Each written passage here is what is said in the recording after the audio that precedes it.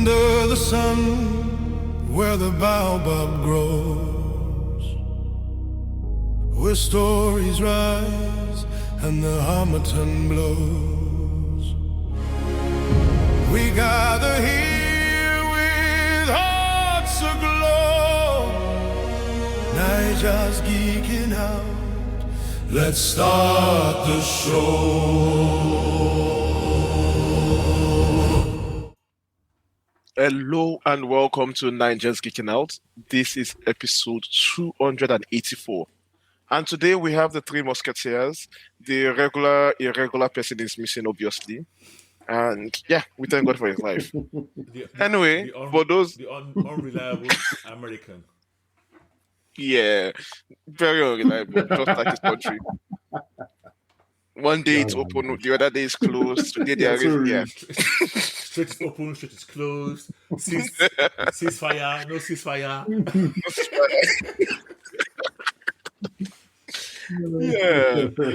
Yeah, but for the rest of us who are living in more stable countries, how are you doing, Kex? I'm very well, very good. Thank you. Yeah, a lot to talk about. Very pleased. Yeah. Good week. Okay. I see your attention is split sideways. I mean, at this point in time, why. it's like it's fine. It's fine. You have nothing. You are like, I don't know why you are still bothering at this time. Like, yeah. Let me have this. Okay. It's a little thing. Let me have it. I'm not asking for much. Dakwa, how about you? How are you doing? Yeah, I'm okay. I can't really complain about too much, We are just, taking it game by game, day by day. Fingers crossed, asses crossed, everything crossed. Everything crossed at this point. 5 more to go, and then yes. I'll now take my BP medicine everywhere I go, just in case. Yeah, like it was so funny that this weekend we're supposed to go for, because this is the Kingsley event in Netherlands where it's a big bash.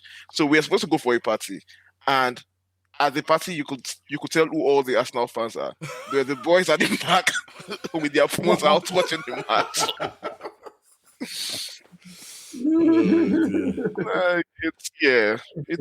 It's fine. We'll get there by the end of the season. Anyway, back to comic stocks, and that's what we're here for. We had, before we get into the TV shows, that's the finale of Invincible, The Boys, and Daredevil. I think we've had some news. Jerry Conway, I think it's an icon. Yes, yeah. Has passed away. Yes. Another one bites the dust. Yeah. He's responsible for the creation of Firestorm. Do you know how old he was? Very good question. And 73 thereabouts. Yeah. Okay. So he's lived a very long life. Yes. Yeah. 73. Why are you shocked? Do you know why? You said 73 is very long. 73 is not very long, though. It's in the borderline. People 70, they say, okay, good innings. Yeah. 70 is almost like reasonable. Yeah. Very long is like 80 plus 90. Yeah. You've been saying this because 70 is very far for him. Yeah. No, in his mind, in the way like your kid will be like, you are 40? Yeah. Well, just because you are closer to it than I am. For people like today, that seems like an eternity. For me, that's like next year. Yes. If you blink, out there. If you blink, you enter 72. Okay. He died at a very young age of 73. Yeah. And but he has had an indelible impact in comics, because if you look at what he has done for comics, if you don't know, for DC, creating Firestorm, Power Girl, Jason Todd. For Marvel, Punisher. Jason Todd. Yeah. I mean, Punisher. Yeah, he co-created Punisher. Yes. Ben Reilly, and also writing the death of Gwen Stacy. Well, please don't mention the Ben Riley part. You know, you're I mean, Ben Riley is very. What's the word for this now? It's very relatable right now, considering the TV show coming on Amazon. That's very true. That's very true. Yeah, so it's very on point. I would like to mention, because we are an African podcast, he also created Vixen, or co-created Vixen. Okay. Yeah. Okay. Yeah, so. Yeah, that's another character. I did not know that, you know. Yeah, but for creating characters like Vixen, but he also like for every Vixen there was a vibe that he co-created as well. I remember. Oh wait, did he also do Gypsy? Yes. Oh Jesus. Yeah. You know, they all can't be hits. You know, every movie. Exactly. Yeah. After such a long career, you can't have all hits. So yeah. But yeah, it will be missed. I think another. Really, Vixen is very underused. Yeah. Oh, very.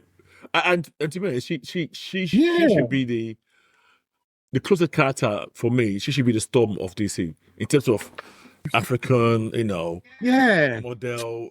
That kind of, even her power set is quite. To this, like, upset with this statement I've just made. No, I'm thinking about it. Like, there's nobody else.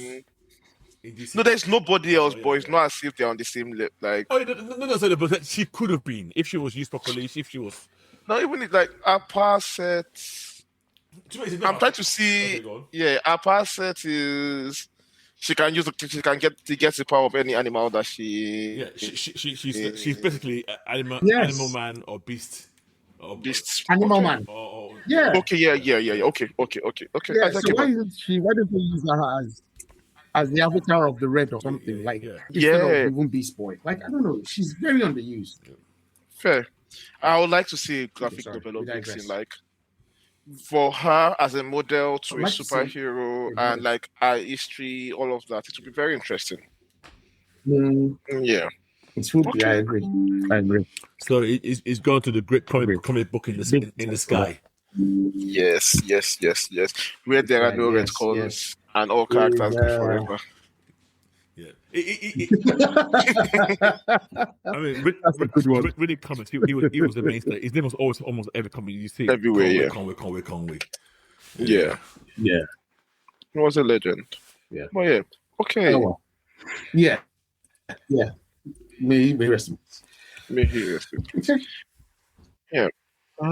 That's the big one. The next thing that came out is the Spider Noir trailer. We talked about it just recently.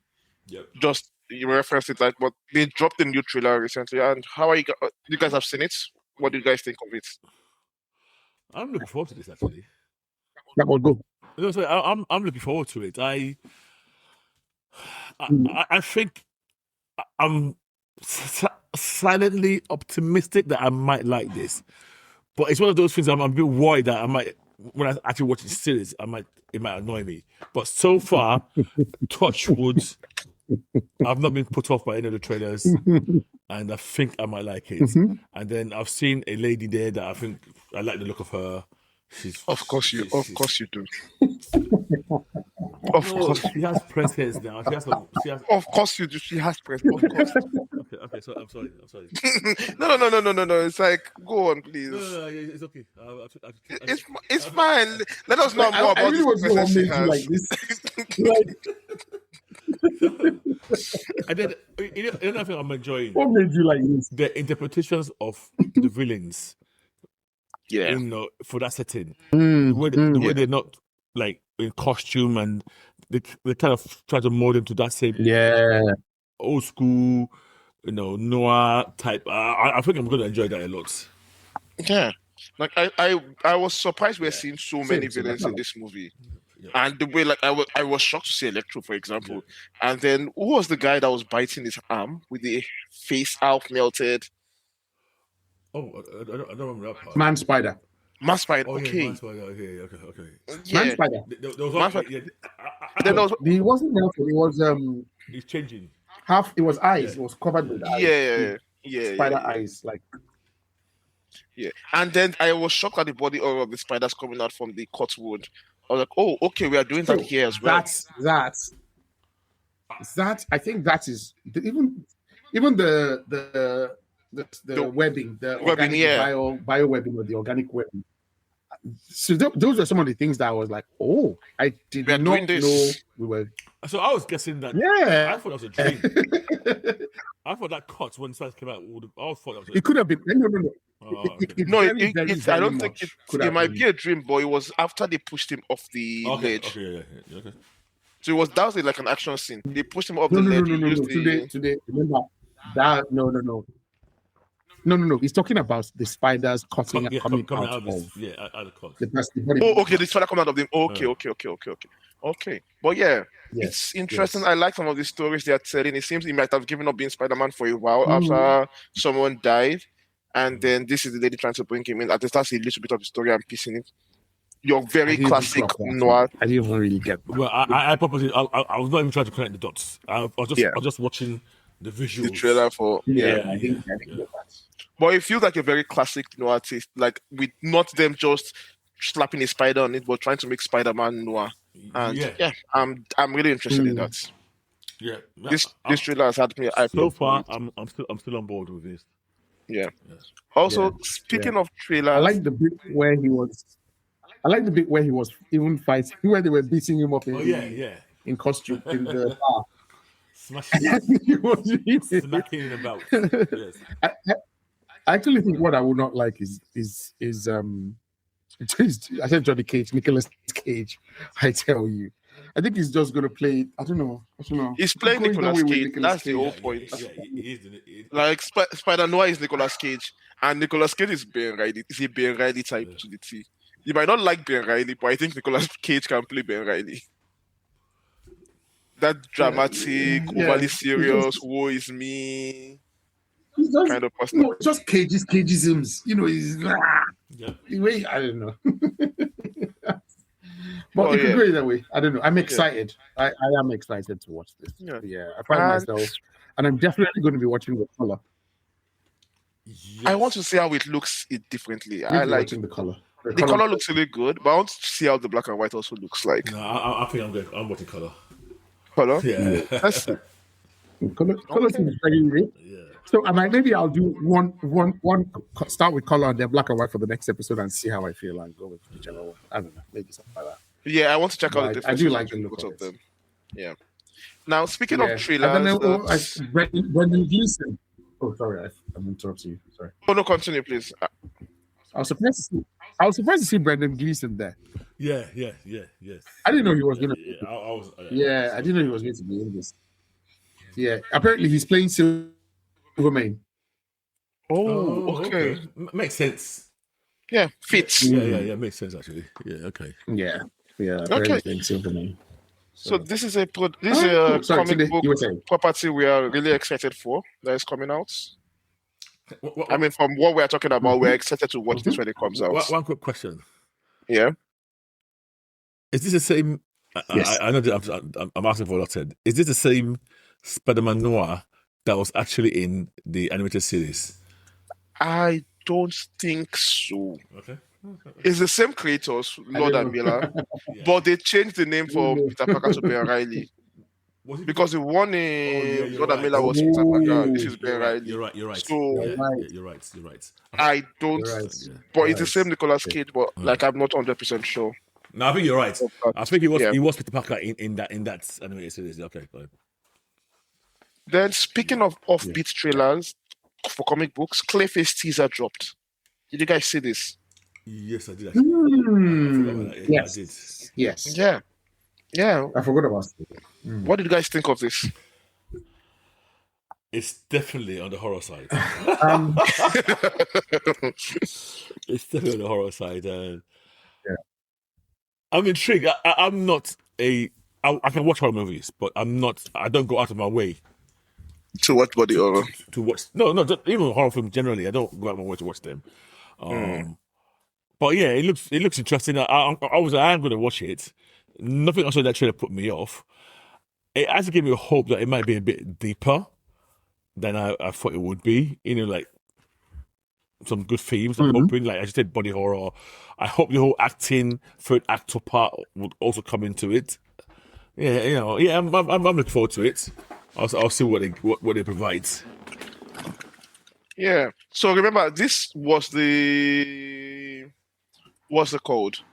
This was the pet project of Flanagan, who is like one of the most respected names in horror today. Okay. Midnight Mass, Fall of the House of Usher.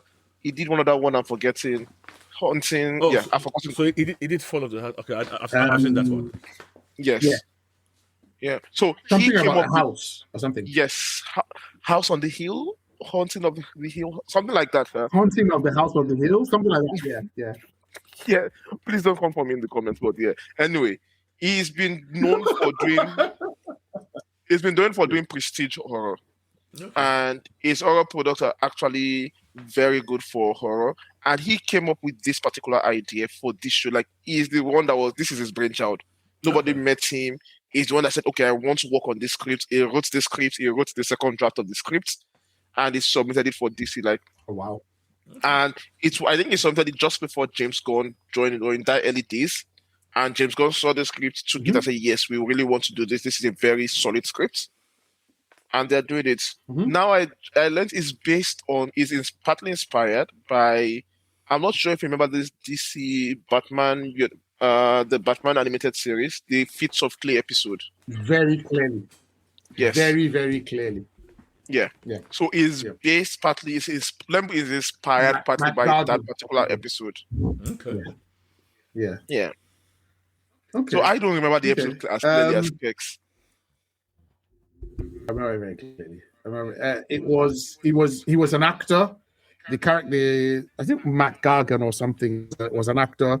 He got in an accident, and then he started using this sort of putty on his face that it could allow him to mold his face to how he was a very good-looking actor who got in an accident. So he started using this clay to mold his face, but he got addicted to it. And then he found out that the more he used it, it was actually kind of eroding his real self. And then he got thrown into it. He didn't get thrown into it. He owed the mob money, and then the mob caught him, and then they basically made him drink lots of it. Right. Like they pinned him down, and then, so he affected his DNA or his genetic makeup or whatever, and he became Clayface. So I don't know if they're going to go in that direction. That feels like. I find that they'll be going right. Yeah, I thought the body horror elements were quite nice. There was a bit where his face looked like it was melting off like candle wax. Yeah, disgusting. Yeah, it was. It was tough to watch. Yeah. Do you think we will see any of the DC/Gotham? I hope not. Things there. Will we see a Bullock? Yeah, so I think we might see like the normal denizens that we might know, like a Bullock, like a Montoya. But no, I don't want to see any. I don't want to see any capes. I don't want capes. I don't want Batman. I even don't want Gordon in this particular show. Like, keep them out of this. Let it be its own thing. Let it stand by itself. Okay. Because it's that kind of cheap horror movie that I feel like you don't need to be connected to this. I don't want to see anything. Yeah. I'm almost sure. I'm with Tunde. I don't want to see anything.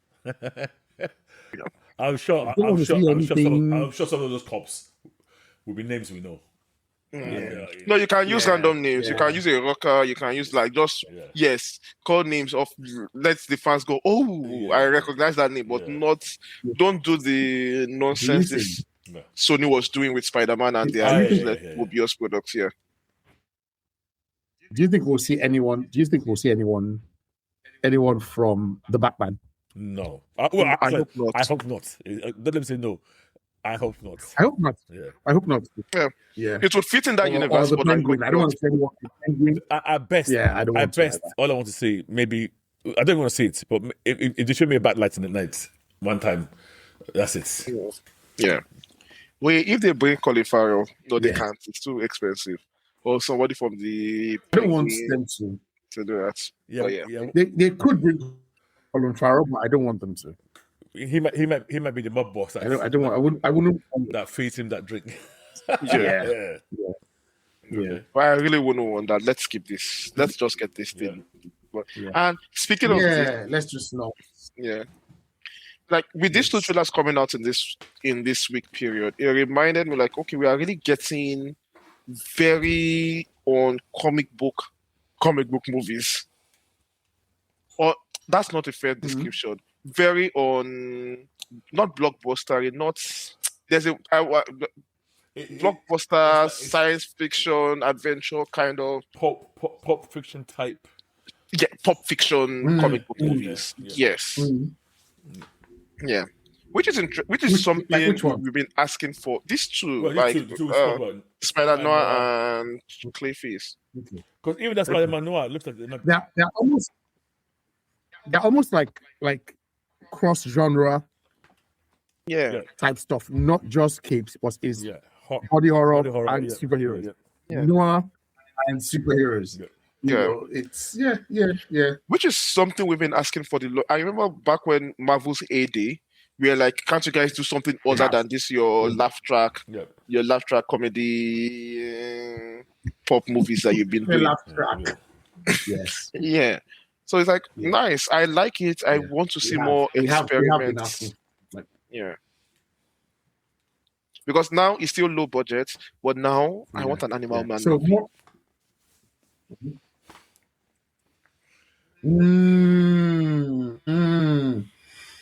I'd like to see that. I would like to see an Animal Man film. I would like to see. The thing is, if they want to do an Animal Man film, I think I would like to see an Animal Man. Not horror, but if you think about it, like maybe an Animal Man that either just gets his powers or something, because it's quite his connection to the red and the way it affects him, and it could be very almost an uncomfortable film to watch. I want the New 52 book, where it's not him getting his powers, but his daughter becoming the avatar of the red. That I like. His daughter. Yes. I want to see that because that dynamic would be very tense to watch, very interesting to watch, and it's not something we've seen in superhero movies like that. And that could also have an element of magic / horror, really. Yeah, it kind of. Yeah, it feels like there is that horror thing would fit right. It is right. Okay. So cool. James, go and light that for us, please. When is that coming out? Clayface. When is Clayface coming out? I'm not sure. Let me confirm that. I know it's this year, but I can't remember the date again. I don't think October. October. What I want to say October. Yeah, it's October. Yeah. Okay. Yeah. While Spider Noir is next month. Next month, 23rd of next month of May. Yes, Spider Noir is May. Yeah. Yes. So we have Punisher on the 12th, and we have Spider Noir on the 23rd. Wow. Okay. Yeah. Okay. We're looking forward to this particular comic books movies and TV shows, I mean. And please, Marvel, DC, more of this. Mm-hmm. I think right now is more about scaling down your budgets. Stop doing the massive flops that you've been doing and give us high quality drama. Yes, pay for decent writers and keep it small. Keep it small scale. Yeah. Okay, so that's that for the. I mean, pay more attention to the. I think pay more attention to the writing. Yes, 100%. Everything does not need to necessarily fit together. Like you don't need to bring Shang-Chi and War Machine into your movie. Just it's okay. It doesn't need to cover the whole Marvel universe. It doesn't need to have teasers or stingers. Yeah, let's just do that. Yeah, like get the guys that did. I know they won't do it, but get the guys that did Andor to do something like that in MCU or DCU, something like that. Like, please go back to the 5-year period where there was nothing, where the people were snapped. Have a prestige format TV show. Have like Damon Lindelof do a format TV show set in that period, like. Or have a spy type series set in that period of just the people surviving and how things were moving on there. Please, Let's get things like this back. That would be so good. Yeah. Yeah. Okay, now. Well, now back to what we have. Invincible has wrapped up season 4. Yes, with the final episode. They did a Game of Thrones type ending. People have talked about it a lot, where the previous episode was a big fight, and here it's just tying up loose ends. And they did one element I wanted to ask you guys whether you liked it or not. The constant visions you were seeing. I did. Throughout the episode, I knew that was what you were talking about. Throughout the episode, it was peppered with. He started off with a vision of Max seeing the Viltrumites destroying Earth, and then he cuts back, and they will do a jump scare later on whenever he's talking to anybody, or Viltrumites either killing that person or causing the worst possible damage. Either it's killing Beth, Debbie, killing Nolan, all of this leading up to their eventual confrontation at the end. Even at the university, he had a flashback. Not flashback, a PTSD episode. I didn't mind it at the university, but after the second or third time, I knew that they're going to use it as a double bluff at the end. That he's actually going to say conquest, and he's going to first pick it's another flash. And I knew it wouldn't. Conquest of Frag. Frag. Yeah. Oh yeah. So yeah, Frag.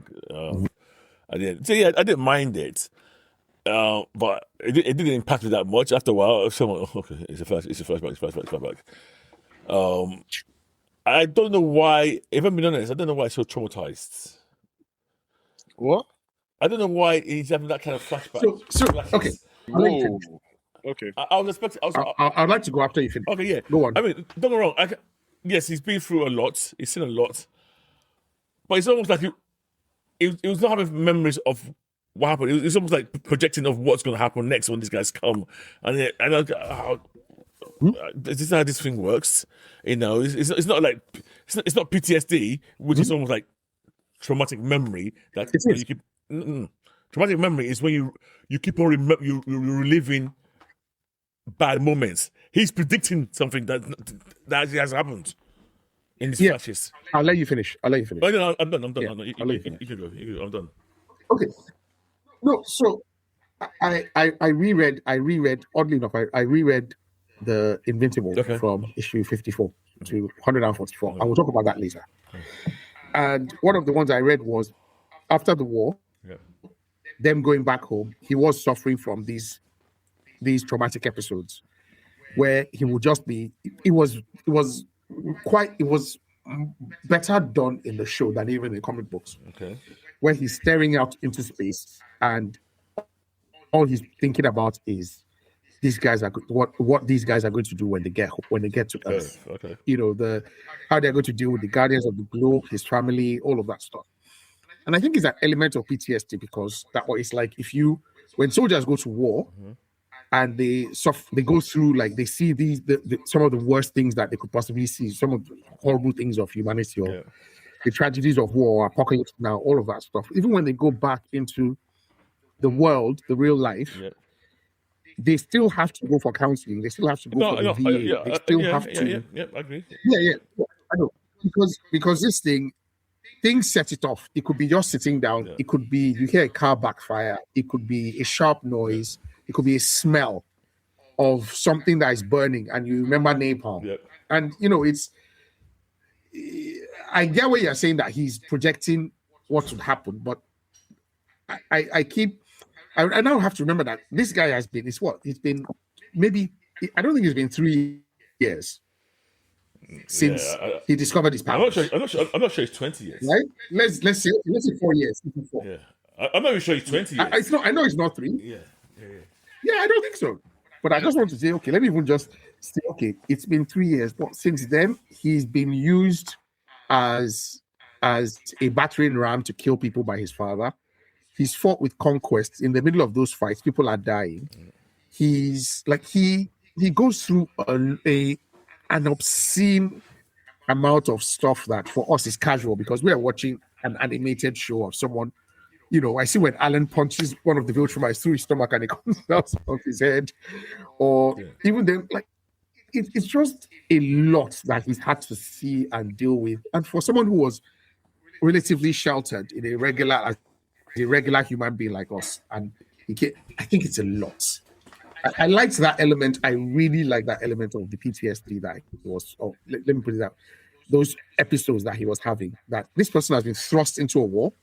He's not a soldier, but somehow he's been drafted into some Viltrumite war where there's no give up option. He's had to destroy a planet. There's a lot that's happened to him. But yeah, that's my take. I kind of understood and liked that they were showing some consequence to all. And when he tells Cecil that, I think I need to see someone. I think I need to speak to someone. Yeah, that bit I liked. I was like, okay, good. You're addressing that this nigga has actually been through some stuff. Yeah. But yeah, it's basically been to war. Like soldiers come back from war. There's actually a VA, an American, what's this thing called, medical services to deal with that particular thing. I think is more thrown off by, and correct me if I'm wrong, you are more thrown off by the fact that it's the future is seen and not the past. Yes. That is more catastrophizing about the future that is coming and less about reflections on. Yeah. Like if it was flashing back to the Viltrumites dying and blowing up the world, But for me, it made a lot more sense because that is his biggest fear right now. Like he knows fully well that this is very possible. I'm going back home, and these guys have nothing to lose.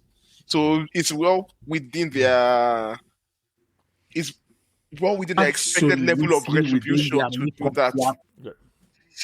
Everything you know about them tells you that yes, this is the kind of thing they would do. They have nothing to lose. They can just go for let's destroy everything, and they would. If they're going to do that, they will start at your home. So I get it, but I think you, after the third or fourth time, I was tired of it. Oh yeah. Because I already knew what was going to happen. Yes. Because I knew what was going to happen, so I was like, I get it. But I was thinking, okay, I knew this is going to end. You meeting this guy, and they want to try and trick us viewers into thinking, oh, is this another Flash, or is this actually him? And it would be him. Yeah, I mean, I didn't hate on it that much, so it was not that big a deal for me, if I'm being honest. But then I'm reminded that we are way different from the average watcher of these TV shows. We've watched so many of these, we've read so many of the books of this that this kind of tropes really stick out to us in ways that it won't stick out to a normal person. And we are far more cynical than most. So I'm always reminded of Loki. I agree with that. Yeah, with the way people love Loki, and the way all we can do is just complain about every single bit, and it makes sense. And for the casual fan, it was like, but it's Tom Hiddleston, and it's funny. I make you right on that. Yeah. So on that, then what do you guys think of how reasonable the deal was before we go to the other elements in the deal that Trag offered? It's very reasonable. And it's almost unreasonable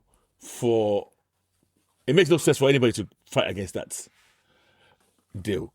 Now, you could take that deal and in your mind, you're taking it in bad faith because you might be trying to see if there's a way around it. But at that point in time, I don't see you can't. What's there to give for saying no, apart from causing mass destruction that is unneeded, and sometimes, in a way, that deal, if what happened to Nolan might happen to more of them, so there's even a possibility that humanity might infect some of them. But Mark wasn't thinking that. No, of course it wasn't. But that's not even. You are right. There's no what's this thing called? There's no reason for Mark not for any human being to say no to that deal. But here's why it struck me the comic and it struck me here. Strag was actually dealing in good faith here. I would have expected him to blow up a complete, just destroy a city first, as an example. So can I say something about Frag? Yeah. This deal Frag made. Yeah. And to me, makes him a leader. So normally you have this, when you see villains, they're normally just nonsense, angry type, revenge. But this guy was all about the saving of his race. And from the episode before where he decided not to, when he looked around and looked at his planet, and he stopped from killing Mark, he stopped from killing Nolan. It's almost like he pulled himself back. Like, listen, actually, what's best for my race? Yeah. And now he said, okay, actually, no, I'm not going to fight. I'm not going to kill you. Right, guys. But I'm coming here. You have not shown me that this race, these humans, are the best way of saving something of the virtual man. Yeah, preserve it, right. Yeah. So I will let you lot live, but you will not stop me. We're going to live among you guys. I mean, Lucan got a job on Family Fortunes, and I think he changed his name to Steve Harvey, and he's now working on Family Fortunes. You know, so the way they're blending in, he looks like him. He looks like him. Yeah, you know. Oh my god! Well, yeah. Well, like, So I love that the deal was very. It presented a deal that was with pure upsides for Mark. Yes. Like, I'm dealing with you in complete good faith. We're not going to interrupt your whatever world you have here. We're not even coming here to rule your world. We're just coming here to breed. Not even breed by setting up breeding camps or doing this thing. We are going to be toasting. We're just going to live our lives here. Let's lay low. Yes. Yeah, exactly. So it's the kind of it's a deal with the devil that is the worst type of deal you can have. Because it's giving you no reason to reject it, but you know that you're basically doing your world in future. Yes, but remember that exactly. Remember that all he's giving you is the gift of now. Yes. Tomorrow, what I'm doing is I'm consolidating my forces. Yeah. But while I'm doing that, there's nothing you can do about it. Yeah, but I will give you today. To me, it gives you tomorrow. It gives you the human race. Almost like maybe, I don't know, a 10-year window to also prepare. Because there's no way. What do you want to do in 10 years? Okay. What do you want to do? Wait. Listen. Okay. They kill with a plan of almost 6 months, a year. They kill seven of those guys. If you give human beings 10 years to prepare to kill these people, I'll take that time. Whether you feel or not, yeah, okay. You have a time. You have time to prepare. If you start fighting there now and then, no, you would lose. No, but the thing is, Dako, here's the problem. Yes. This is the weakest the virtual mech will ever be. No. Yes, you get more time to prepare, but this is the weakest they would ever because they're going to repopulate themselves. They're going to become more. No. You know, I disagree. Yeah. The way they're weak now is where they will be weak next year. They only start to get stronger when their teenagers start getting those powers. So there's a timeline where they'll still be weak for a few years. So, okay, but the thing is, okay. So I want to know what the human race is going to do. Are you going to give every human? No. So here's the thing: an infinity gun. No. What do you want to do? So Kex, forget about what we're going to do. What I'm saying simply is, they also have some time. They might fail for that confrontation. They might fail because to me, whatever they need to do, we have to do it in less than 10 years. Okay. In my mind, based on when Mark got his powers. Okay. Okay. So I get you. Okay. It's like I'm giving you time. Yes. I'm giving you 10 years. Yes. In 10 years, I'm still going to. Starting the 10 years. Yes. Means if I'll be doing, let both of us be consolidating our forces and see what's happening. Yes. If by 10 years you realize we are still not strong enough, we still keep the deal. You come and beg for another 10 years. Because and to be fair, they've been still has been building his forces. He has the bodies of the Invincible. So he has the body of the Invincible, the dead clones that he has made into animated version. I understand what you're saying. I get you. Okay. However, those things are probably Oliver level threats. Yeah. To those remaining, how many were there? 40 or something? 37. No, 37, 40. 32. You said 37. 37. Well, they were 50 to 37, yeah. 37. Okay. Those guys, 37. Those are 37 or 37 Nolans. Too many Viltrumites. Viltrumites. It's too many. To me, that alliance should be gone. You know that stupid. What's that drug they had? They should be making a thousand of those right now. No, but they don't know yet. Right. Okay, no, Nolan is going to tell them where it goes because Nolan is living on the. Even they don't know, they know those guys still exist. They are missing. Yeah, they need to be making that drug as many as they can. Yeah. But they should just synthesize it into one kind of airborne this thing. I just put them in because that was the end of the episode with the Scott virus. Yeah, the Scott virus is there now. But did they say it doesn't? It will kill humans as well. Yeah, that's it. Oh, Jesus Christ. there is a chance. There's a chance because of the similarities. Yeah, okay. It will kill humans as well. Yeah. So it's a very interesting because now with the way it ended, it makes you reconfigure the alliances. Now, because of the existence of a Scott virus that can kill humans, now you have humans and Viltrumites having to unite together against or being forced into an unlikely kind of alliance against a coalition of planets. Because there is no way, if you're a coalition officer, there is no way you're not dropping that virus on it the moment you have a chance to do it, if you find out about this information. Because think about it. There is no way you want these guys to breed.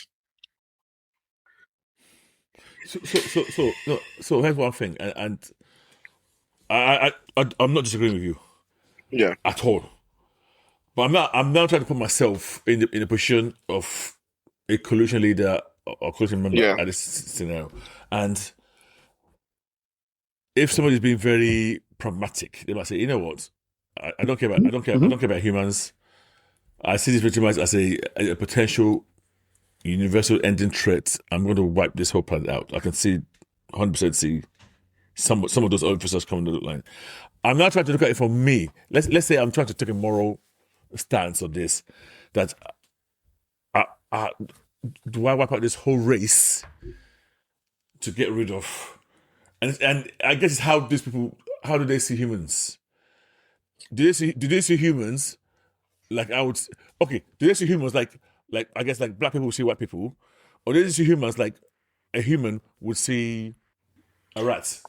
Even if they see humans as species of intelligence on the same level, this is still one planet versus all the other planets. Yeah, but my point then would be there would be some people that would kick back, would have reservations. There were some who say no, do it.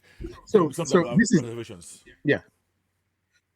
So it will go to a vote. It will go to a vote on the coalition floor, and that vote will pass no less than 70%.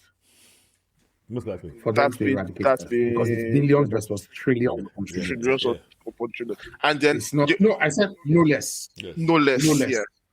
Yeah. They will vote because the problem if 50 of them, they're not saving the human race. No content, sorry. Thank you. If 37 of them each has 3 children, they don't have 3. Now you've gone from facing 37 to 148. They only have 3 in 20 years. If I'm a Viltrumite, I'm shagging everything in sight. Yeah, because that was the mandate that their regents gave them. You go back to said go forth and go and you go forth and multiply. No, it'll be like farm levels. You do like a farm where you have 1 hen and 40 hens and 1 cock. And so that's the thing you do now. You have to breed. You have to treat it like a breeding plant. Yeah. And imagine that. Imagine that 37 of them were the ones, or 50 of them were the ones that were running the entire coalition. They were facing the entire coalition all by themselves, and now you are giving them time to go and multiply. You have lost, like in the next 20 years, you guys are lost. You are done. Like there's zero chance of you guys. I mean, and just. But again, and the unfortunate thing is, okay, what if 2, 3, one of them leaves the planet and goes to, is it Flagstar or where Oliver is from? Yes. And says, you know what, okay, let's do one quick accelerated program here. Let this guy just be giving, and then just have like 60 others, just like the initial those preliminary guys. Those ones grow fast. They grow fast. Yes. Those ones grow fast. Yes. So in 2 years, you have 60 Olivers. No, it's too big of a risk. Nolan and Debbie. Yeah. I didn't go to the collision. Yes. Yes. Because that's where Oliver is. Yeah, that's where Oliver I'm going is. to Telescara or wherever. Actually, we had some feedback. Yeah, so let's talk about Nolan and Debbie. That's that topic of this. Nolan and Debbie. Yeah. I saw the feedback you shared, Dako. Yes. Regarding the conversation. Yes. That someone was posting about. Oh, okay. They get why, or they get why they want Debbie to end up back with Nolan. So okay, So to our listeners, I was discussing this with a lady friend who also watches Invincible, and she also knows what we watch that we talk about it on the podcast. And she was just saying, "Oh yeah, that is back with Nolan," and she was all happy about it. And I started to make the comment that, that's upset a lot of people. The fact that Debbie seems to go. It seems that Debbie's going to get back with Nolan, and she also said, "Why are you upset?" And she said, and the reasons why she listed, she totally skipped over the deaths he caused. Or she was talking about, but he's now come back. And I said, no. It's because of the killing, and they beat it. And it's almost like she's wiped that part from her memory. That this is why, So she thought that people were upset because maybe I can't remember the thing she was talking about. I said, no, that's irrelevant.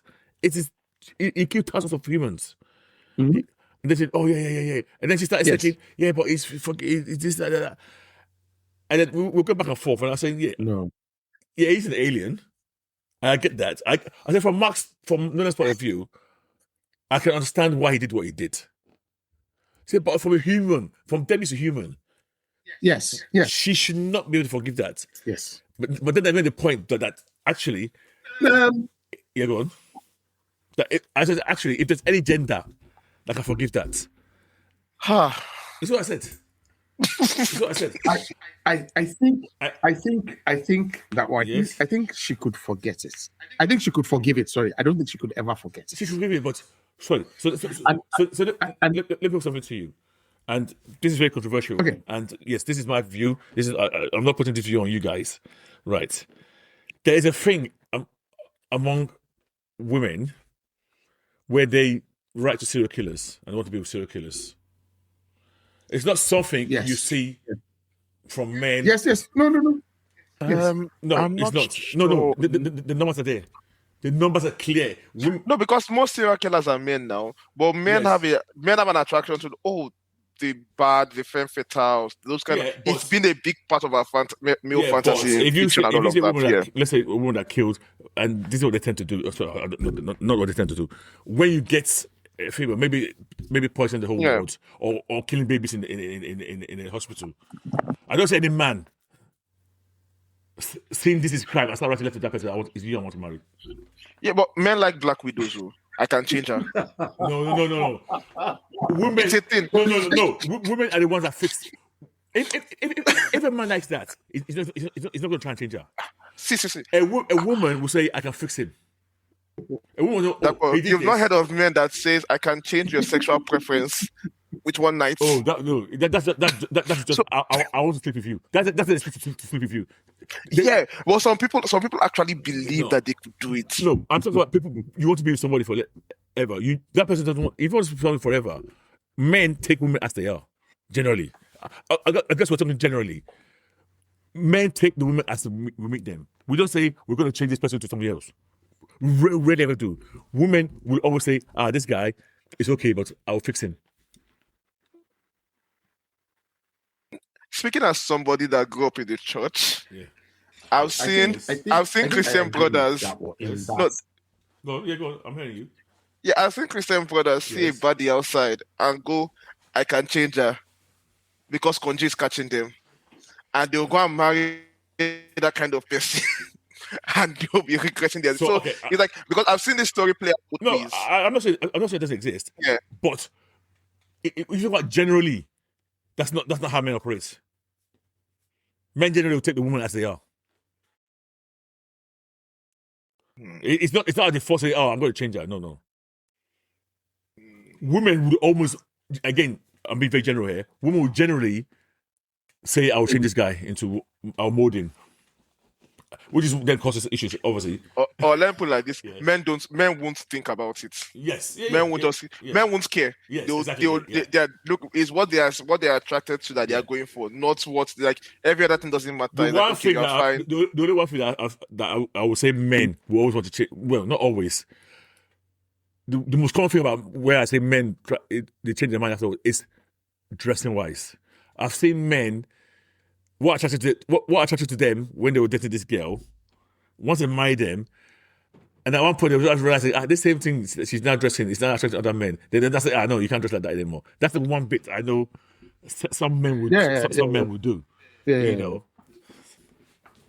But just thinking about the women writing to serial killers, I don't think they are writing to change them.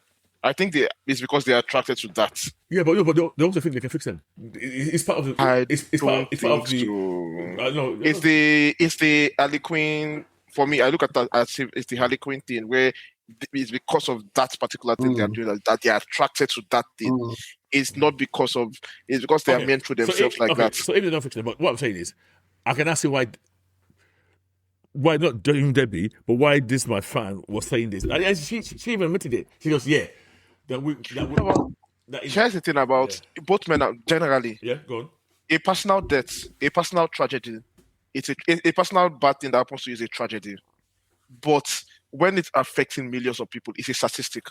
There is no way you personally can feel as bad as you feel for the death of a loved one that you would feel for the death of a million people that you don't know elsewhere. Yeah, but no. So I can see where someone that was not personally affected by I can see where someone that pushes a button to kill millions of people, but is loving to his family, will still have a wife that respects and loves them, and they don't see the dissonance there, because that thing happened. It's a tragedy that happened, but it didn't happen to me directly. No. Let's put it in this. You are dating. You're being introduced to a bunch of girls. And somebody told you, oh, by the way, that lady there, she killed 20,000 people on purpose. But now she's trying to, she's regretting what she did. She's trying to change. That is introduction. And you like her. No, that is introduction. That is just but this is a marriage of 20 years. They've been together for 20 years. Oh, okay. Let me rephrase this. Yeah. So it's like finding out that you're loving. Okay. I'm married for 20 years now. I've been married to my wife for 23 years now. So I now find out that during that marriage, she went out and killed 3,000 people. And you thinking that it's okay, love. It was a bad day. But that is not what is happening here. What I'm saying is that the love that you had for her doesn't just disappear. It's exactly what's happening. No. I feel like the love that you have for her doesn't just disappear because you found out you killed 20,000. It would not disappear completely. Okay, let me give you a real life example. Yeah. Kids of serial killers. Yes. Like when they find out their dad are serial killers, they still find it very difficult to reconcile that person is a bad guy, because all their memories of that person is of a loving father in their house. Yeah. Yes, they can intellectually know that this person that did this thing is an evil man. But when they're comfortable with the evidence, a lot of them just move away and don't have anything to do with it. Yes, I'm saying that what I'm pointing out there that there's that conflict in that decision in their mind, in that state that obviously there's going to be conflict. But what I'm saying is the end result of that conflict is not that let's carry on. Let's go and sleep together again. That's not happening. See, no, what I'm trying to point out, I'm with you, Dako. Yes. I'm with you on this decision framework, but I'm trying to say that this it's not a one thing that switches completely, because right now you are. I agree. We're humans. But what I'm saying is, generally, you have that conflict. Oh, what? My wife? Okay. No. There's denial. There's anger. But once you calm down, and you now come to accept the fact that, yes, this person did that. What kind of love is that? Then you not say, it's the, I don't know how. It's very impactful. You're shrugging. I did today. Why I'm shrugging? Yes. Listen. Why I'm shrugging is that even some of the worst people in the world we know. Yes. Some of them have loving families. No. They love them. I know. So we have human beings generally have the capacity to fall in love with somebody. Here's the thing. Yeah. Okay, don't let me say here's the thing. Because I only have one example that I know personally. So I know the daughter of a well-known, who's meant to be a well-known. Okay, but she did not believe everything. For her, it was all lies. But in this case, Debbie can also like she saw it herself. So those people, they tend to deny. No, that happened. It's all lies. Their friend did. This is my ex's take. I couldn't let not to discuss this with her. So she did not accept that he did those things. But in Debbie's case, Debbie knows he did it. I guess that's but difference. The thing is, the person that you're talking about in this particular scenario, and let me not even use this person. Generally, that kind of denial comes from the part of knowing the truth but not wanting to confront the truth. Yes. So there is still that, okay, I have this hope I can hold on to. Yes. Yeah. Right now, so far, Debbie has not gotten to that stage where she's going to. I mean, we know that's where the storyline is heading based on what we saw here. And she has had to express her anger she has expressed her anger at him. She has shouted. She has done all of these things. But there is only so much. I think for me, there's only so much. And I'm finding it hard to defend Debbie. But there's only so much anger and this thing. I'm just looking at you, but carry on. Yeah. No, what I'm trying to say, there's only so much when you are forced to live with this person that you've lived with for 20 years, that you guys have had the best relationship for 20 years. Can I explain something to you? You know, this husband of yours took your son, held his face, and was using it to smash other people into smithereens. And then proceeded to beat this son to almost the point of death. No, just add all these things for you because you and Debbie seem to be of the same. No. Wait. Let's get something straight here. Let's not go that far, please. I am not on Debbie's side here at all. I am not on Debbie's side here at all. But what I'm saying is, I get why an emotionally compromised person in that situation what's your take can make that kind of decision. I would have Kex's view on this. It's not a decision I will make personally or it's not I will ever support, but I get why someone can make that. Okay, sorry. I don't see. Okay, Debbie is never going to forget what that guy did. Okay, like she's going to forgive what that guy did because some women can be capable of forgiving absolutely anything. Okay, this guy is a mass murderer. Yes. But somehow this woman is going to find it in her heart to forgive him. But within that forgiveness, there will be an element of fear. Same as what Cecil said when he said that, I'm never not going to be afraid of you. Yep. So even though Debbie might, she might warm up to him and, whatever, to get back together, there's an element of fear that she will always have of that guy, seeing that side of him. Seeing him kill people so callously, 2,741 people. There's no way she might forgive him, which is a weakness on her part. But yeah, I don't think she's ever going to forget it. I think there's always going to be some fear of Nola. Yeah. Which brings me to a different conversation I wanted to have. Not about Debbie in particular, but about redemption, the concept of redemption.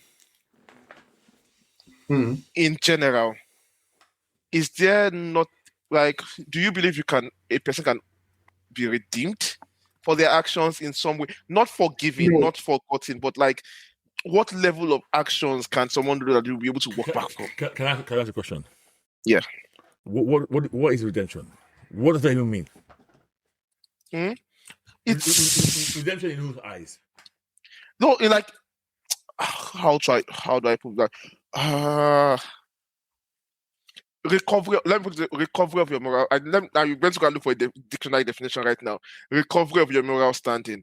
Basically, in whose eyes? Either personally in Nolan's eyes, or personally as you. Like, is there a level someone can get to that they can come back from? Not that you're forgiving, or not that you're forgotten completely what they've done. So for me, yeah, it's all about what. Okay, not to be very absolute about all these things. Yeah. So if there's a murderer, if someone says this person killed somebody, and this other person also killed somebody, and I asked, why did you kill that person, and why did you kill that person? And maybe this one was on the first of drugs, and then he regretted it instantly. Or this one was enjoying it for many years and doing it. And then maybe, in my eyes, if this guy starts trying to do good work, I could, in my own eyes, okay, it's forgiving. I might think he's redeemed himself. This one, I might think, in my personally, again, I'm talking only about me here. Yeah. I might never ever think this person should redeem himself, because I've been wondering why even changing. So I guess it depends on. Because when I look at what Nolan did,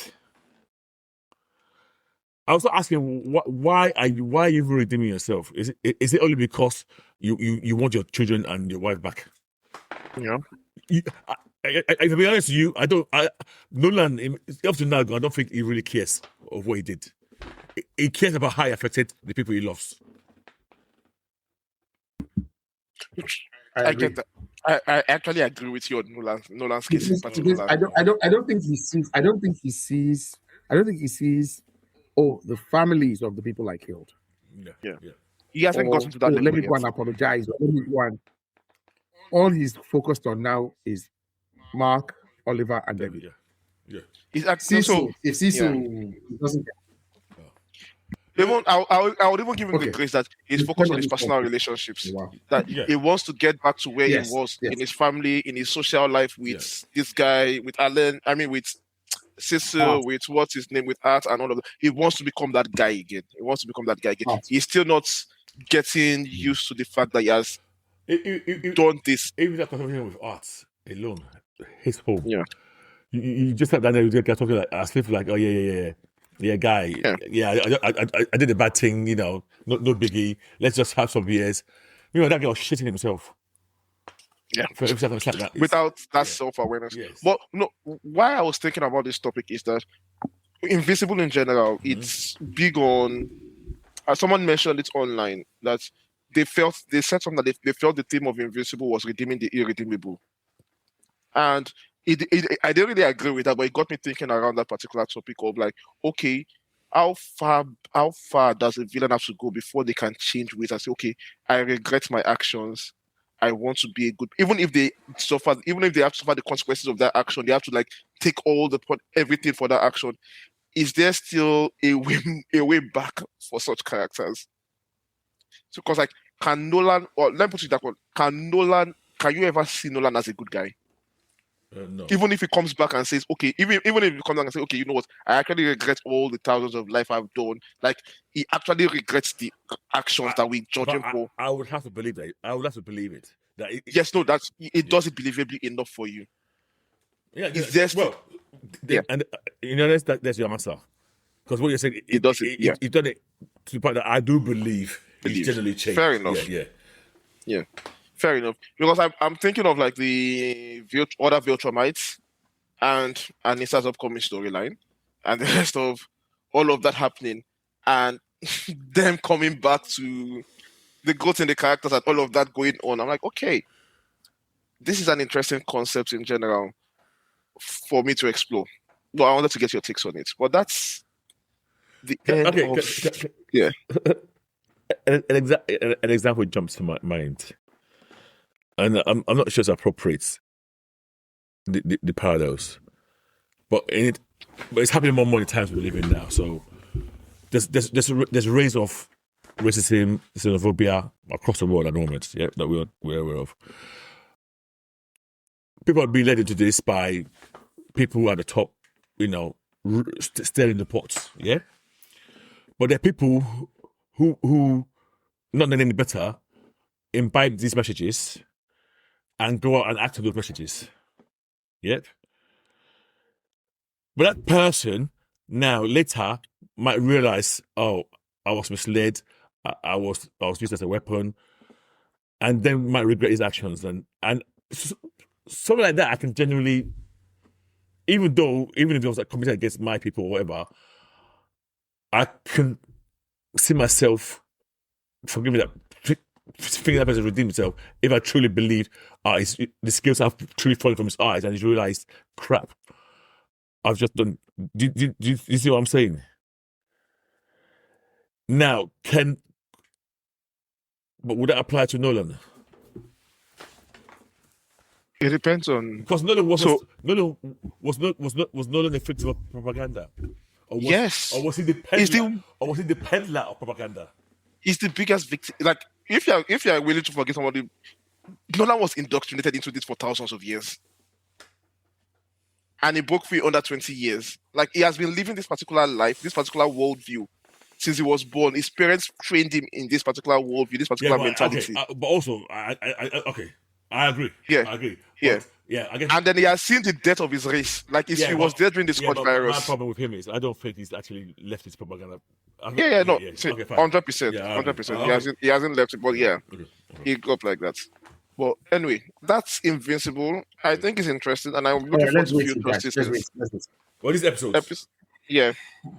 3.8 for me. Yeah, season, whatever. Yeah. Oh, the season you mean? Oh, I don't know either one. Okay, I'll do two scores. 3.7 for this episode. For this season, I'm actually going to give it a 4.5. And that despite having the worst episode of all seasons in this season. No. But that was made extra worse by how good the episodes leading to that and how good the ones afterwards were. Yeah. But yeah, I think I'll give it a 4.2 season overall, 3.5 for this episode. Kex? Okay. Somewhat similar. I think a 3.7 and a 4.5 for the season. I enjoyed it a lot. Yeah. I enjoyed it. I did. I liked it a lot. Yeah. Okay.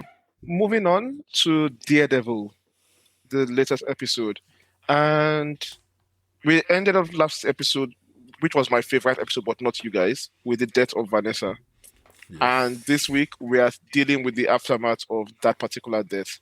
It starts off with a very foolish man getting very predictable results for his action. The doctor guy that went to try and comfort Fisk. Yes.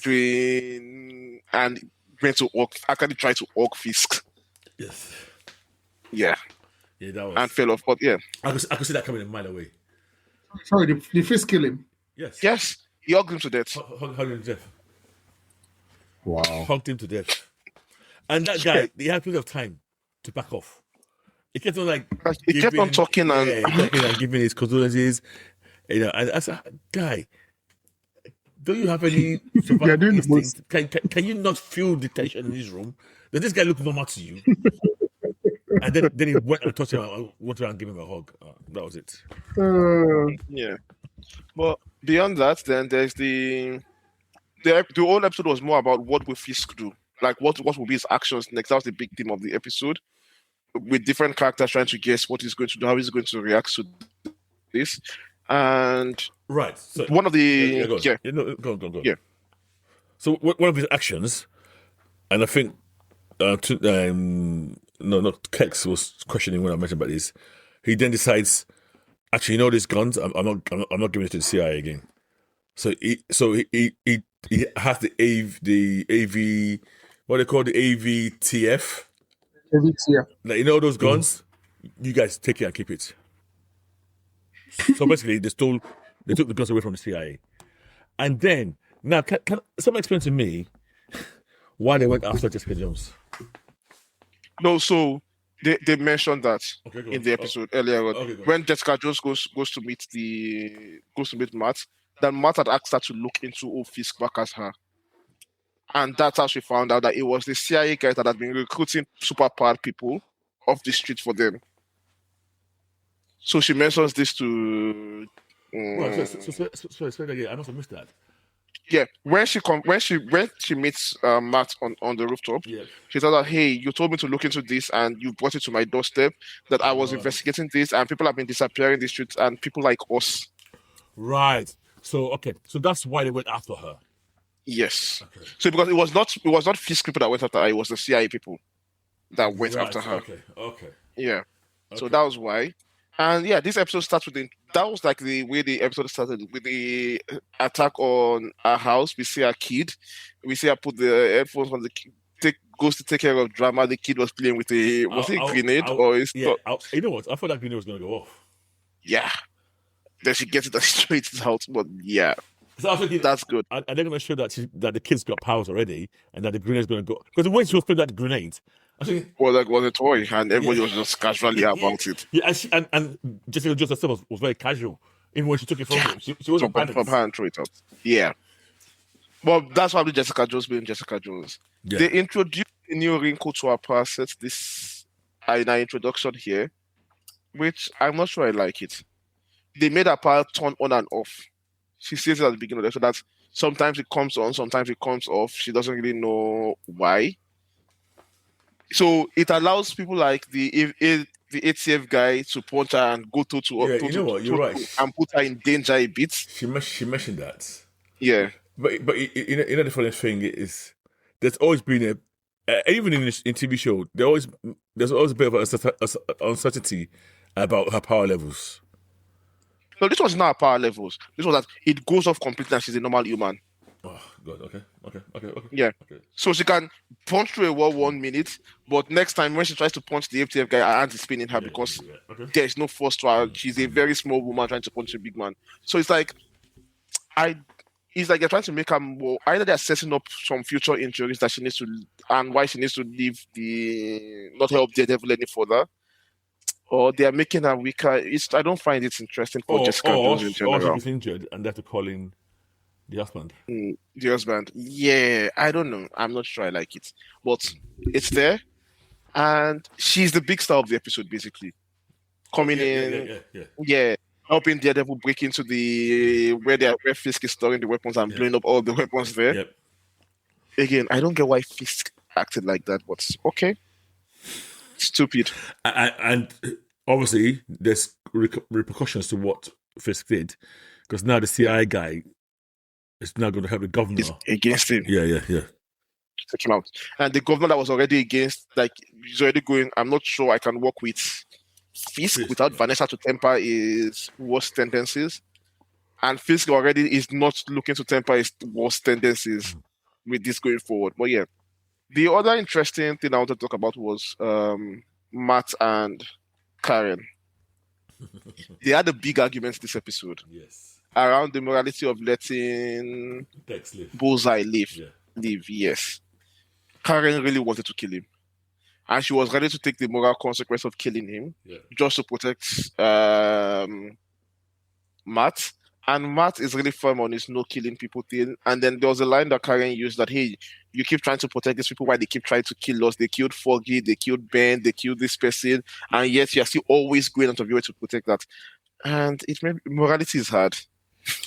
Well, in this scenario, I know it's funny, and this might sound odd coming from me. I'm totally on Karen's side in this debate. It's not odd coming from you. I know your worldview. I get it from you. Your perspective on this. Yeah. Like, it's going to be harder for people who are very principled about pacifism. Like that's not pacifism, but are very principled about not killing people, that have that Batman type morality of. Although I'll put this above Batman because Batman is all about letting you die. But this one, I'm here to protect, not to kill. You're actively saving this guy's life. Yes. Risking your life to save this person's life. Yes. And this guy is... no, I'm not doing that. Yeah. Because I think for people like this, it's like, all life is precious. I'm not here to judge who lives or dies. I'm here to save as many people as I can. And I'll go the extra mile for the people I hate. Because, yes, it's harder. which is, I respect the principle. I'm not sure I can follow that kind of principle, but I respect the mind that principle is coming I guess my from. question is, outside the bounds of fiction, do people like that exist in real life? Yes. I mean, to be fair, that's how Christians are supposed to behave. Forget how you're supposed I know. to behave. I mean, that's the principle that founded Christianity in the first place, where they were killing. They go out of their ways to sacrifice themselves for people that they want to, that were killing them, especially in the Roman Empire back then, where they would go out of their way to save their oppressors, and even if it gets them killed. That was the origins of that. So I think it's more, and not just Christians. I think a lot of faith systems operate in this particular way, where especially faith systems that focus on morality of saving others, that value lives as precious or priceless or things like that, where you would see people go out of their way to save their oppressors. Yeah, I do believe things like that exist. Okay. So yeah, it's a very difficult morality stance to take. I was getting annoyed with him in that whole sequence. So wait, in that situation, in that place, you would kill him? No. So here's the thing. I would not actively kill him. But you allow Karen kill him? Well, in that scenario, I probably would have stopped her doing it as well. Yeah. But the whole saving him from that fight and dragging him, I would not have done any of that. Yeah. Okay, so that is from guilt. He was guilty that I tried to kill this man. Remember at the beginning of season 1, episode 1, he actively tried to kill him, and he felt guilty about that. So he's like, you know what, this is my way to And to be honest, that's why I know this guy has mental problems. He does have mental problems, obviously. Yeah, he does have mental problems. But like Karen's argument of let me kill him now, I'm like, I don't know. I've always hated the Batman argument of if another person kills, the problem I created is not my business. That's a BS argument. That's bullshit. Yeah, I know for a fact. So I'm not sure I will do it in the scenario painted in this episode, but I know I'm not above doing it in certain scenario. I'm not above in certain scenarios. I'm not above doing it. Yeah. Well, let me change the scenario for you. If he turns up on your doorstep asking you to protect him, would you turn him away, knowing fully well that if you don't, he's going to die? And this guy's killed my best friend. Yes. No, I'm going there. So, there are certain scenarios like that, I guess. Well, yeah. So that was an interesting conversation, and this is really why I like Daredevil as a character, because his morality conflicts a lot with what he's trying to do. His superhero, as you said, he has issues. He's got all this Catholic thing in his head. He's got his father's advice in his head. He's got all sorts of things. Yeah, the guy's not well. I'm sorry, the guy's not well. Fair enough. And to be honest, wear that kind of suit and run around on the rooftop. No superhero is well like that in the first place. Yes, especially if you don't have superpowers. Yeah. Especially that. Yeah. And then moving on to another couple, Blake and BB, in this episode. I didn't realize how genuine BB's feelings were for Blake. I think at the back of our minds, we've been all like, she is using this guy. But throughout this season, they've been trying to establish that she actually really likes this guy. I think I've said this. I think we've said it before. Yeah. I think she has some fondness for him. Yeah. I think she was using him. But the more she hangs out with him, the more she's getting fun of him, and the more I think she just sees him as somebody over his head, which he is. Which he is. And I think she's even not getting worried for him. Yeah, that you are in this position and I don't think you're going to survive it. And he's also worried for her that you are in this position, and if you keep doing this, they are coming for you. Yeah. And there's an element of she knows he likes her. Yes. And sometimes in some people, even though in that, sometimes generates a fondness backwards to you. That, okay, I'm fond of you as well. And I don't think she sees him romantically. But in that moment, there's a moment in this episode where she felt, oh God, I like this guy. This guy's going to die. And she was thinking of like almost lowering her barriers and was going to go and kiss her basically. But then okay, what happened? She held back or something. I'm not really sure why she didn't kiss him in the end. I think he pulled away. He pulled away. I think he pulled away. He pulled away. Why are you trying to play here with this particular? Like, we know what's going on here. That you're playing me. Yeah. And then now they're trying. Because he was convinced that there was no feelings. You're just playing me. Yeah. So. And in this episode, he gave her some false information to share. Yeah. To share. Yes. And she was about to share it, but she deleted the message. Correct. Yes. I knew that was going to happen. I literally knew that was going to happen. Yeah. So it's like now he has proof that it's not BB. He can share that with Cashman, but now he's confronting her about it because he stole the thumb drive. Right. So that whole thing is the one bit I didn't like in this episode. What does that mean? You don't even know what's on that. The way I think it told her. I think I've seen what is on it because I think he confronted her with that. Oh, why are you having this? How can he see it? He just took it. It's got our pocket. He hasn't seen it. You know when that guy gave him. You know when it kind of clocked what was going on there. Which I find that whole thing weak in the way he clocked it. He was weak, yeah. And then the quote, and I thought, okay, it was weak. I'd rather they showed him nick that out, go and see himself, and then. I'm not sure. I'm not 100% sure. I think he had seen it, but I'm not sure. Because I think he referenced what was on it. No, he said what? He said, oh, what?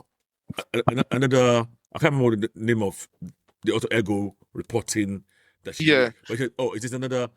This is this report.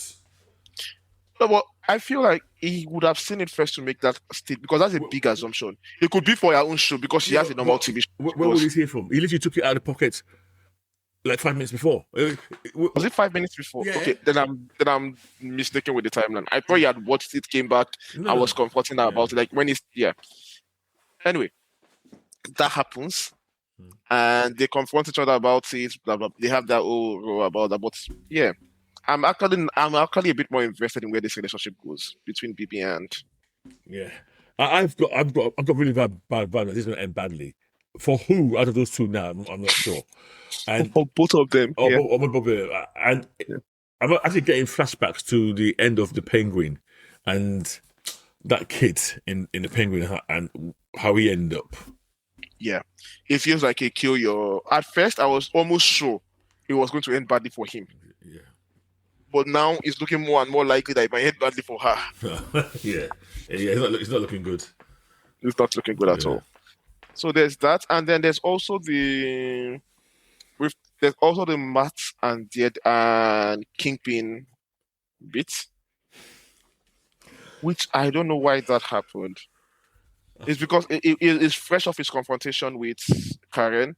Karen has mentioned that the person that we sent for witness protection has been killed. Yes. The report has not been published, so most likely BB has been caught as well, and everything is falling apart, blah, blah, blah.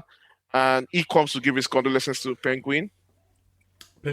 Fisk. To Fisk. Yeah. And as he's giving his condolences to Fisk, the tape gets played regardless because Ayala plays it on massive projectors where people are protesting in Daredevil mask and things like that, where he protests the conversation of the missing that were rescued and them confessing that they've been put in cages all this while.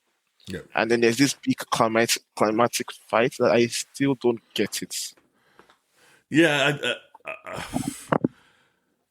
I'm not sure. Okay, so the build up to that protest. So the idea was they've rescued all these prisoners. These prisoners have made statements on video of what they went through, and the idea was that they were going to play it publicly so that everybody in New York knows this is the truth and don't listen to all these other propaganda that you just find out. You got the AVTF preparing up for this protest. You've got I can't remember his name, the top AVTF guy, who's has suspicions about the guy that was feeding information to Daredevil, like the young cop. Yeah, and the way I was looking at him, I just knew, this guy's not going to survive much longer. And he basically kills his own team member So start up the protest, to start the right at the protest and give them an excuse to say, "Oh, vigilantes have killed one of us," and the whole protest erupted to riot. Literally, at the same time that Daredevil and Fisk are beating themselves into a stupor. Yeah. It's. I think the fight was there just to have a fight. If I'm being honest, it didn't really make much sense to have that. It's like, there is nothing that is being accomplished by this fight. It's just a chance to beat up each. They are both angry at each other and they want to beat up each other and face off. I'm like, and it resolved nothing. He's going to resolve nothing. Well, he left him alive. Like, you walked him and left him alive. Yeah, all the talk of, if I win, you leave the city. We both leave the city. We both know that's not going to happen soon. Anyway, it was for a fight scene. But the other ending of the episode was that Karen was arrested by the AVTF guy because she foolishly decided to go to the protest in person. Yeah. Okay. I'm not mad at that, but yeah. Yeah, I just want to see where we go from here. It goes at this point. Yeah, indeed. Anything else? I'm getting a bit. So I'm just looking at the episodes left. Yeah. And there's 2 episodes left. I'm getting really annoyed. Why? Because I haven't seen one scene I'm expecting to see. I thought we were going to get it in this episode. I didn't get it again. Which one? The Defenders? No, the use of White Tiger. I'm not sure. At this point, I'm not sure she's going to be that. Yeah. To be honest, I thought that scene at the end, I thought that's where it's going to happen. At this point. I want to show her, and then nothing. Nothing. Yeah. I'm not sure it's going to be that for this episode at this point in time. Okay. Yeah. Then the last thing is the psychiatrist and Buck Cashman. I think someone is... Kirk said before he dropped off that he thinks they're setting her up to be Muse. Yeah, I mean, Buck, she's having all this PTSD, and then Buck said, struggling with the way I was struggling, Yeah. The whole Buck, it doesn't fly with me. Yeah, the whole subplot just annoys me, if I'm being honest. Yeah. It's one of those things where I'm just get off my screen. Just get off my screen. One of those skippable skins in your TV shows. Yeah.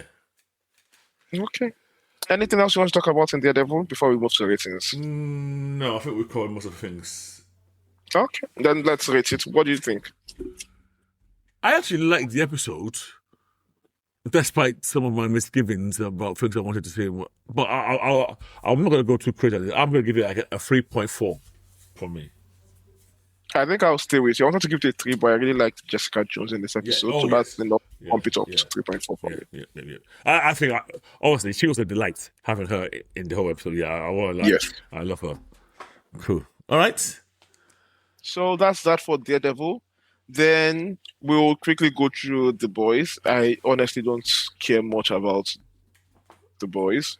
This episode was a filler episode, honestly. It was a... What do you call those episodes where most things happen in one scene?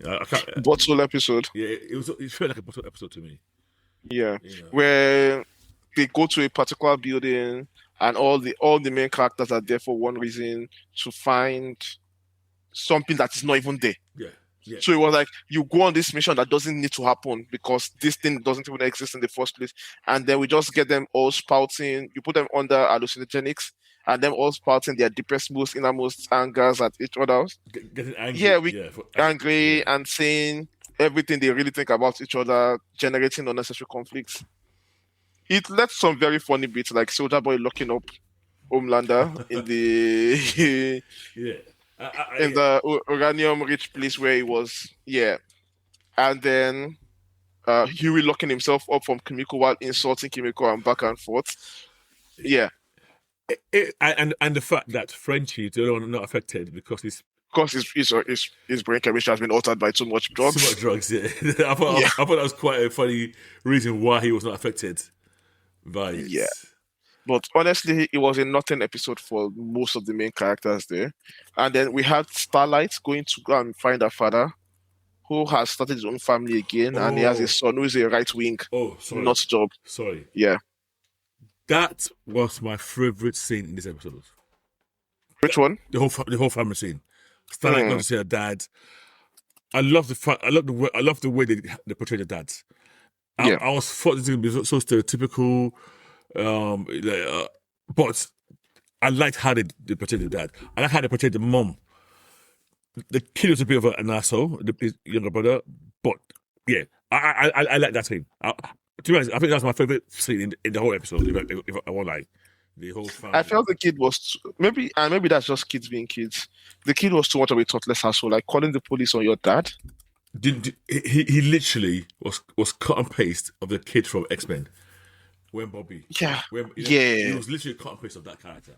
Wait, is this the kind? I don't know. Is it believable for Americans? Because I cannot. Well, maybe it's the way I grew up. I cannot imagine in Nigeria a kid calling the cops.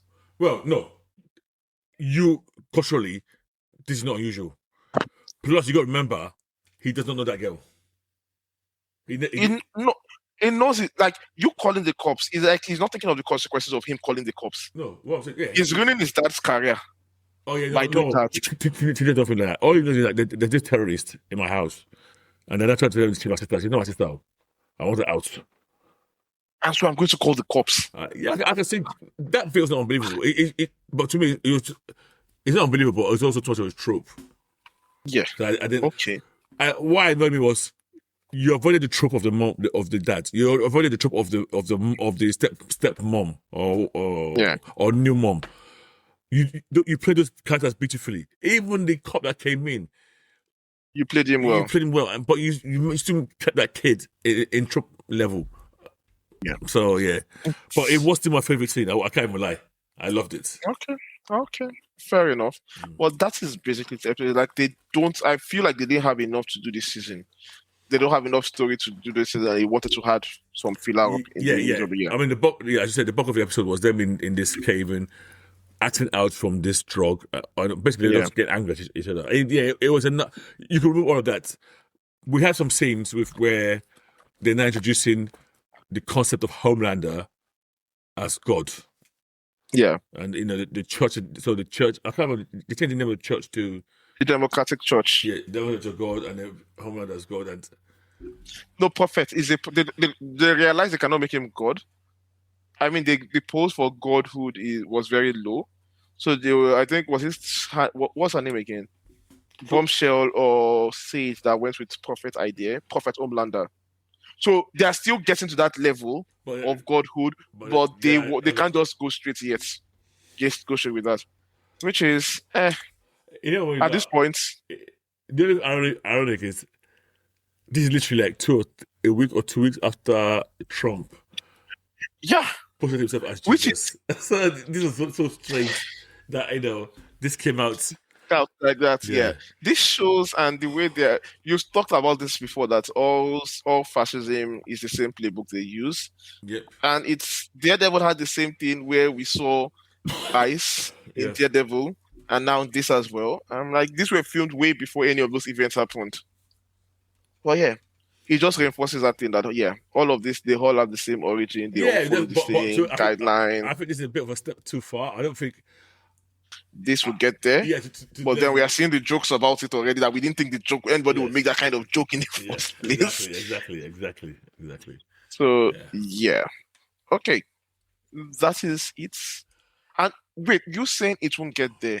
I think I don't know. I've read so many fascists. Like, there's a very popular fascist science fiction book, Warhammer, where that's literally the case.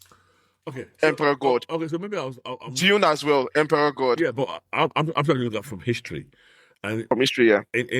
I might be wrong, so please. I'm not an expert on fascism, but the few instances I remember of fascism in the world, I never remember them portray somebody as a divine being. Yes, Those are usually kings, which is kings will do that, but Mussolini didn't do it, as far as I understand. I mean, Hitler didn't do it. They didn't get that far. Yeah. They didn't get that far in the time, but I think the further more the timeline you go, the more you tend, because fascism tends to, what's the thing called? It tends very quickly to monarchy. Like, if you leave a fascist in power long enough, it becomes a monarchy. And then you're on that particular direct path to that. Path. Okay. I get that. Yep. Oh, yeah. Why do you want to read this episode? You know what? I don't know why I'm hesitating. I'll give this a 2.6. Oh, okay, that's fair. I give it 2. I'm not sure I really. I'm just waiting for the entire show to wrap up. Yeah, same. At this point. Yeah. Okay. It's funny because I thought the first episode was kind of strong, but since then I'm not rating what's going on at all. He's been back to the boys level for the past seasons. Yeah. And it's funny. My son likes the boys more than Invincible. Yeah. Why? I have no idea. I asked that question, and he was just trying to explain it to me, but I don't think maybe it's the fact that he's a teenager as well. Yeah, maybe it's and he appeals more. Yeah, fair enough. Yeah. But that's basically it for this week's episode. Next week we'll be covering The Boys and Daredevil. Yes. Yeah. Any other than come out next week? Or we can pick up a comic book and read as well. Yeah, so there's a comic I wanted us to read from somebody, an African comic that's come out. I think there's actually 2. So if I have time, I'll send it to you, and of course, and we'll have a look at it. Okay. Yes, let's do that. It's been a while since we've properly reviewed the comic book. Cool. Okay, so that's it. Good night. Continue to listen, subscribe, and share. Let's have your comments. We'll also discuss your very wild takes on the podcast as well. So please check. Yes. Guys, thanks for listening once again, and we'll see you later. Boom, boom, the drums are loud. Hey. Boom, boom, we wear it proud. Hey. Niger's geeking out, no doubt. Voices rise under the sun where the baobab grows.